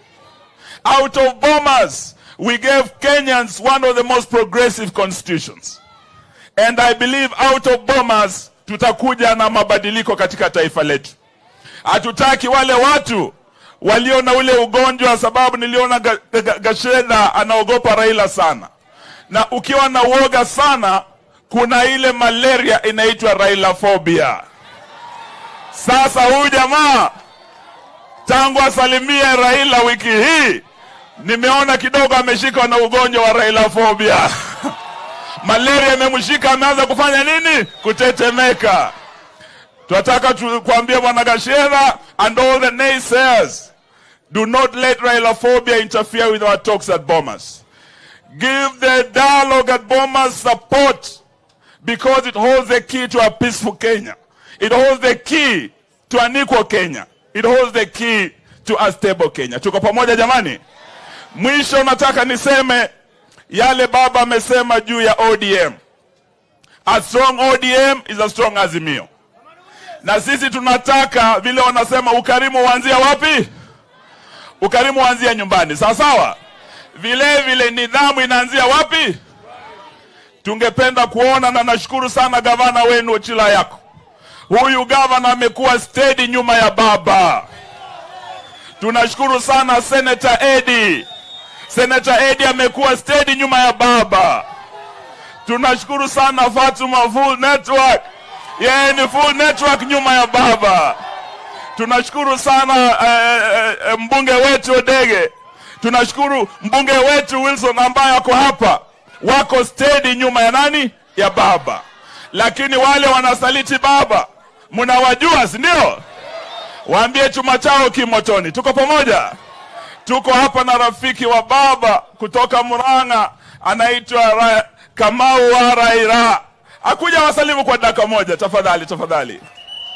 Tuendelee tusiendelee? Wacha huyu aje wasalimu, alafu baba arudi tuweze kuendesha kipindi. Jamigori ontie. Jothuru ontie.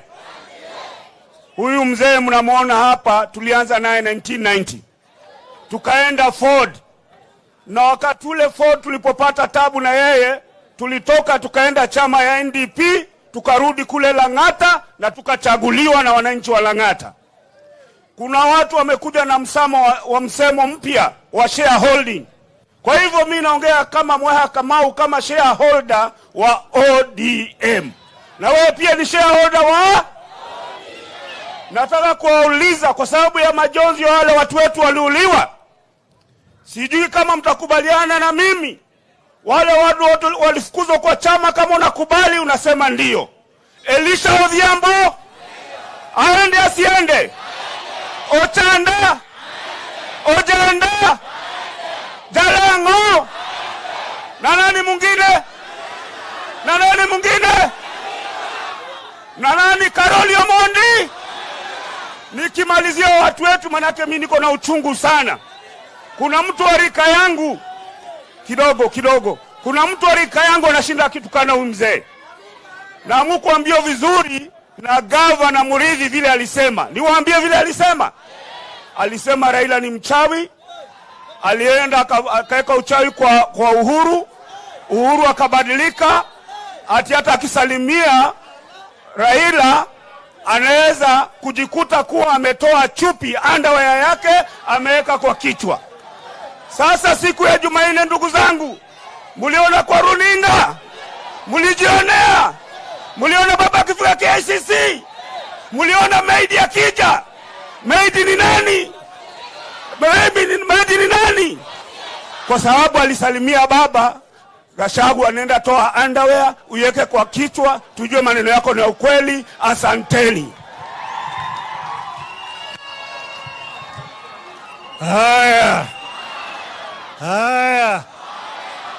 Okusewi weche. Okuwinjo weche. Nyocha na wacho ni ber mondo bed jamatin. Bawinjire. Nyalo dhi lweny maber. Ok mano jothurwa. Okamano. Kado Ochilo bianeka. Ere ngane. Ere Edi. Ere Masara. Mokwongo. Masara ni ochungo tegno. Wajumbe mwenye kagi te. Edi. Awal wuda wendoni. Awal emano nyisa. No lungi kucha kama lungo ni kulu. Iyo moro moko yiego. Iwinjo. Nangia jo kaka luso kori achich korgi. Iwinjo. Network. Okonge nyako motegno. Moko mede moro kamano. Totamo dege. Moko mede moro kamano. Mae team motegno. ber mondo ibed gi ji matin mochung' motegno kamano. Okamano. Tadwaro ni mondo obedie winjruok maber, kik ibedie gwandruok moko kaka kacha. Ng'ama dwa bira. Ka koro Suna Weska ne wan gi ndiege. Ndiege be beda. Kik ng'ato go ndiege. Winjo maber. Mae ka koro chama bedo motegno. Gibe gina iye kanyo gi mario chama kadwa no bedi chuki. Wani gi basigu mang'eny moromo. Kuyo kamanyo thurwa. Adwa ni wariwre jo chama riwre madoro gi manadi. Moko mono na pala manyabute. Monoringa kwenyaka. To gin kocha. Moko manyo go faenika. Ok duge kombe gi kendo. Kombe ka jamanjo ka ema dhigo nyime. To higa manyien ni dwe mar ariyo obiro timo yiero e chama grassroots. Kijana matini mondo bede chama biro yudo thuolo mondo joga yie kucha. Mondo wa strengthen chama. Winjo maber. Kocha grassroots ka chama biro sa branch piny ka nyaka branch kai. No chama bedo motegno, ok mano jofurwa. Winjo maber. Uyiego. Ithuro uye. Umiyo tina bargi. Ame an kod jofurwa, adwa nagone wero kamano kuom chung' motegno gi chama, obiro dhi nyime. Nyaka wachop kuma biro dhi. Erokamano ahinya.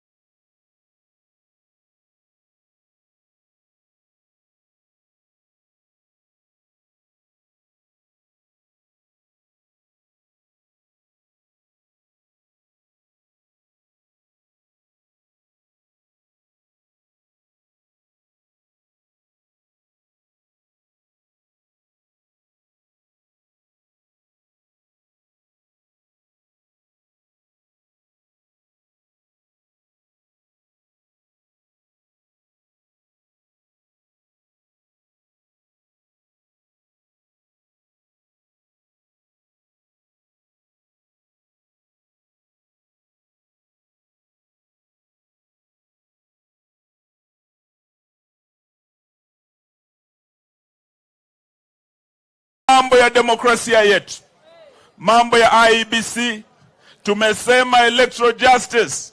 The issue of electoral justice is as important as the issue of climate change. We want next week, as we move from the international dialogue on climate change, we want to go back to our national dialogue on electoral justice. Ndugu yangu, Senator Wambua amesema mambo ni matatu. Lakini mimi nasema mambo ni matatu. Sababu kama Ruto anataka tumtambue, jambo la kwanza afungue nini? Jambo la pili afungue nini? Jambo la tatu afungue nini? Hilo ndio litafungua kila kitu ili tujue vile Kenya itaenda mbele. Sawa sawa? Lakini vile Wairia amesema, mambo haya yakishindikana, hali ya anga inaweza ikabadilika. Si Wairia amesema? That is why we are saying next week, as we go back to our national dialogue, we want to see the same support and focus we gave to the international dialogue, iwe give it to the national dialogue. Wale ambao wanasema ati hapo Bomas hakuna kitu itatokea, the naysayers, I want to say to them, and one of them is Gashedha. Yeye siku za Yesu kule Nazareti waliuliza, can anything good come out of Nazareth? Yeye ndio wako anasema nothing good can come out of Bomas. Nataka nimkumbushe Bwana Gashedha, out of Bomas was born devolution. Out of Bomas we gave Kenyans one of the most progressive constitutions. And I believe out of Bomas tutakuja na mabadiliko katika taifa letu. Hatutaki wale watu waliona ule ugonjwa, sababu niliona Gashedha anaogopa Raila sana. Na ukiwa na uoga sana, kuna ile malaria inaitwa Raila phobia. Sasa huyu jamaa tangu asalimie Raila wiki hii, nimeona kidogo ameshika na ugonjwa wa Raila phobia. Malaria imemshika, ameanza kufanya nini? Kutetemeka. Tunataka kuambia Bwana Gashedha and all the naysayers, do not let Raila phobia interfere with our talks at Bomas. Give the dialogue at Bomas support, because it holds the key to a peaceful Kenya. It holds the key to an equal Kenya. It holds the key to a stable Kenya. Tuko pamoja jamani? Mwisho nataka niseme yale baba amesema juu ya ODM.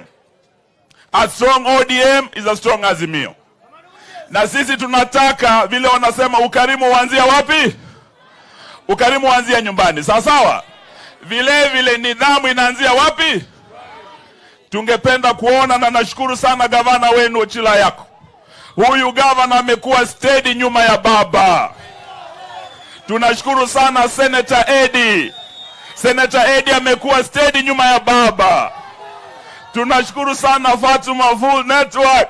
Yeye ni full network nyuma ya baba. Tunashukuru sana mbunge wetu Odege. Tunashukuru mbunge wetu Wilson ambaye ako hapa. Wako steady nyuma ya nani? Ya baba. Lakini wale wanasaliti baba, mnawajua, si ndio? Waambie chuma chao kimotoni. Tuko pamoja? Tuko hapa na rafiki wa baba kutoka Murang'a, anaitwa Kamau wa Raila. Akuja wasalimu kwa dakika moja tafadhali, tafadhali. Tuendelee tusiendelee? Wacha huyu aje wasalimu, alafu baba arudi tuweze kuendesha kipindi.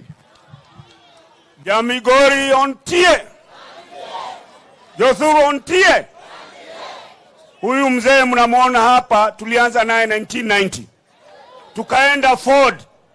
Na wakati ule Ford tulipopata tabu na yeye, tulitoka tukaenda chama ya NDP, tukarudi kule Lang'ata na tukachaguliwa na wananchi wa Lang'ata. Kuna watu wamekuja na msemo mpya wa shareholding. Kwa hivyo mimi naongea kama Mweha Kamau, kama shareholder wa ODM. Na wewe pia ni shareholder wa ODM. Nataka kuwauliza, kwa sababu ya majonzi ya wale watu wetu waliuliwa, sijui kama mtakubaliana na mimi, wale watu walifukuzwa kwa chama, kama unakubali unasema ndio. Elisha Odhiambo aende asiende? Ochanda Ojanda Jalango na nani mwingine? Na nani mwingine? na nani Karoli Omondi. Nikimalizia watu wetu, manake mimi niko na uchungu sana. Kuna mtu wa rika yangu kidogo, kuna mtu wa rika yangu anashinda kitu kana mzee, na mkuambia vizuri na gavana Muridhi vile alisema. Niwaambie vile alisema. Alisema Raila ni mchawi. Alienda akaweka uchawi kwa Uhuru akabadilika, ati hata akisalimia Raila anaweza kujikuta kuwa ametoa chupi underwear yake ameweka kwa kichwa. Sasa siku ya Jumanne, ndugu zangu, muliona kwa runinga, mulijionea, muliona baba akifika KICC, muliona maidi akija. Maidi ni nani? Maidi ni nani? Kwa sababu alisalimia baba, Gashagu anaenda toa underwear uweke kwa kichwa, tujue maneno yako ni ya ukweli. Asanteni.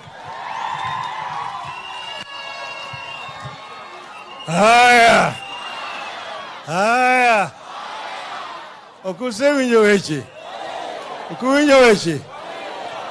Nyocha na wacho ni ber mondo bed jamatin bawinjire eko nyalo dhi lweny maber. Ok mano jothurwa, ok kamano. Kado ochilo biane ka. Ere ngane. Ere Edi. Ere wenye Masara. Mokwongo Masara ni ochung' motegno. Wajumbe mwaneno kaki te Edi awal guda wendoni awal emano nyisa noluongi kucha kamiluongo ni Ikulu eyo moro moko yiego. Iwinjo nang'iyo joka kaka loso kodgi achich kodgi.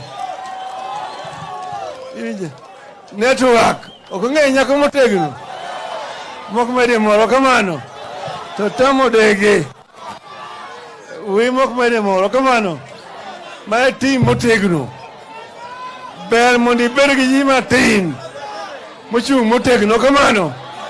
Kamano tadwaro ni mondo obed winjruok maber, kik bedie gwandruok moko kaka kacha ng'ama dwa bira ka koro Suna Weska ne wan gi ndiege be beda kik ng'ato go ndiege. Winjo maber ma ka koro chamo bedo motegno gibegi nang'ina iye kanyo gi mario chamo kadwano bedi chuki wani gi basigu mang'eny moromo kuyo kamano jothurwa. Adwani wariwre jochama riwre madodhore gimanadi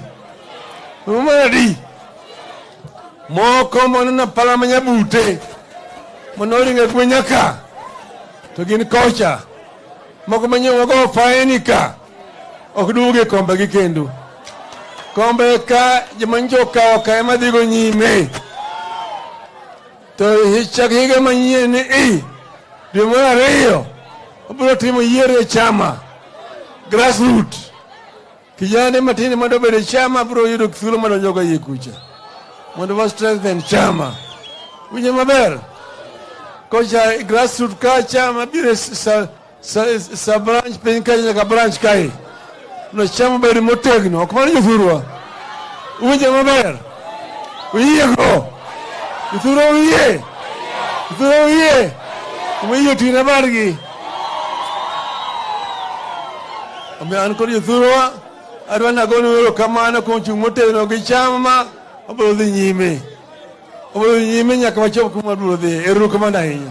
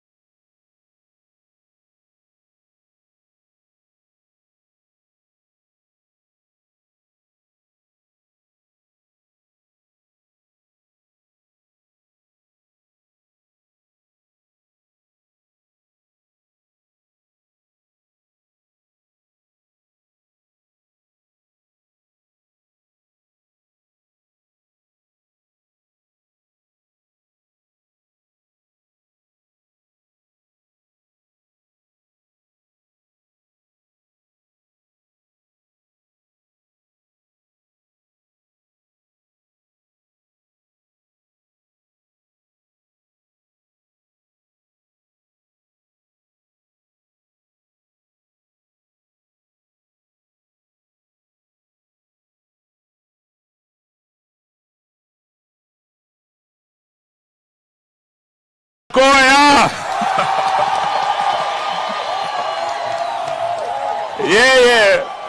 Yeye leo ako kule Amerika. Alikuwa ameenda kusalimia Obama. Na akiwa uko na Obama akasema nilete salamu zake. Mmepokea? Kwanza tuko hapa kusema yes. Na pia kule London rafiki wa baba Uhuru Muigai Kenyatta. Na ujue Uhuru amesema yeye na baba hadi mwisho. Sawa sawa? So watu wa Migori, tuko hapa kwanza kusema asante kwenu. Sababu tulikuja hapa wakati tunaanza maandamano. Ngoma ya maandamano ilianzia hapa Migori. Na vile baba amesema hapa Migori ukiangalia zile waya za stima kuna ile low voltage na kuna ile high voltage. Haki ya Mungu Migori nyinyi ni high voltage man. Ninyi ndio umefanya watu wa Migori. Vile maandamano ilianza hapa ikashika Kenya yote. Wanasema anayekudharau siku moja atakusalimia kwa heshima. Yule bwana Gacheda si anadharau baba? Alikuwa anasema eti yeye anaogopa baba sana. Ati sababu ati baba akikusalimia kichwa yako haki ya Mungu inaruka. Sasa juzi tukiwa katika KICC, yule anayedharau baba anasema huyo mzee wa vitendawili, anasema huyo mganga, yeye ndio alikuwa amesimama hapo kukaribisha baba, akasema karibu your excellency sir.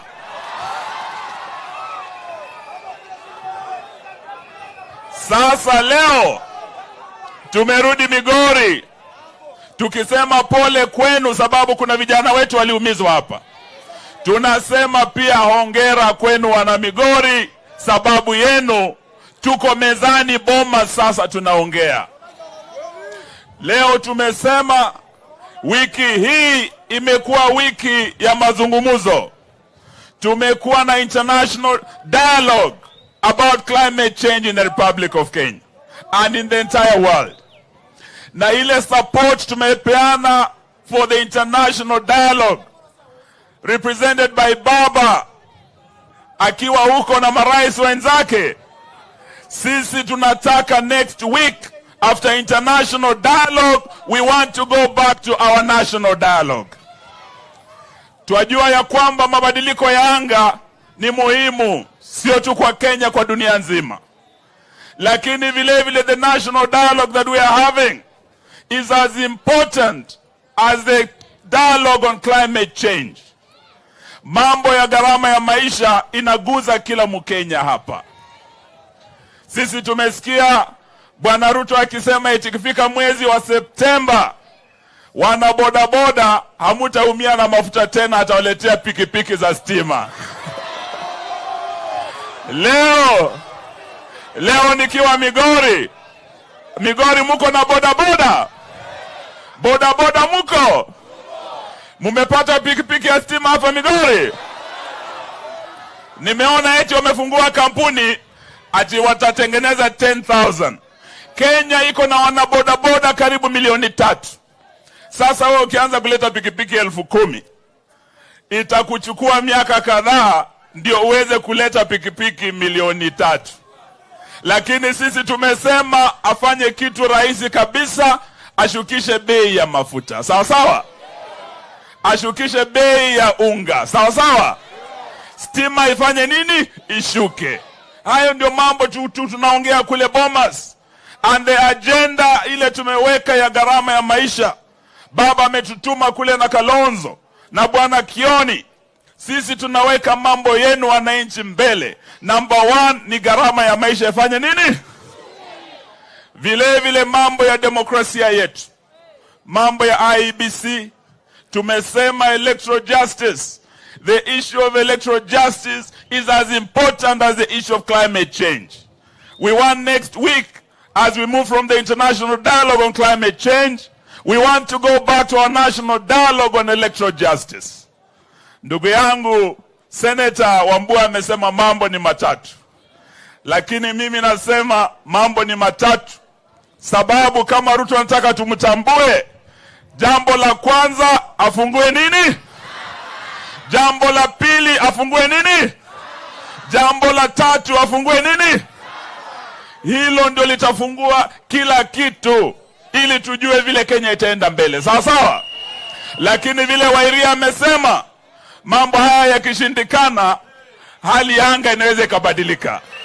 Si Wairia amesema?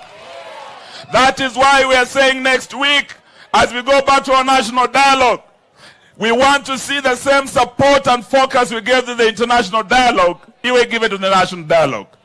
Wale ambao wanasema ati hapo Bomas hakuna kitu itatokea, the naysayers, I want to say to them, and one of them is Gasheda. Yeye siku za Yesu kule Nazareti waliuliza, can anything good come out of Nazareth? Yeye ndio hako anasema nothing good can come out of Bomas. Nataka nimkumbushe Bwana Gasheda, out of Bomas was born devolution. Out of Bomas we gave Kenyans one of the most progressive constitutions. And I believe out of Bomas tutakuja na mabadiliko katika taifa letu. Hatutaki wale watu waliona ule ugonjwa, sababu niliona Gasheda anaogopa Raila sana. Na ukiwa na uoga sana, kuna ile malaria inaitwa Raila phobia. Sasa huyu jamaa tangu asalimie Raila wiki hii, nimeona kidogo ameshika na ugonjwa wa Raila phobia. Malaria imemshika, ameanza kufanya nini? Kutetemeka. Tunataka kuambia Bwana Gasheda and all the naysayers, do not let Raila phobia interfere with our talks at Bomas. Give the dialogue at Bomas support, because it holds the key to a peaceful Kenya. It holds the key to an equal Kenya. It holds the key to a stable Kenya. Tuko pamoja jamani? Mwisho nataka niseme yale baba amesema juu ya ODM. A strong ODM is a strong Azimio. Na sisi tunataka vile wanasema ukarimu uanzia wapi? Ukarimu uanzia nyumbani. Sawa sawa? Vile vile nidhamu inaanzia wapi? Tungependa kuona, na nashukuru sana gavana wenu Ochila yako. Huyu gavana amekuwa steady nyuma ya baba. Tunashukuru sana Senator Eddie. Senator Eddie amekuwa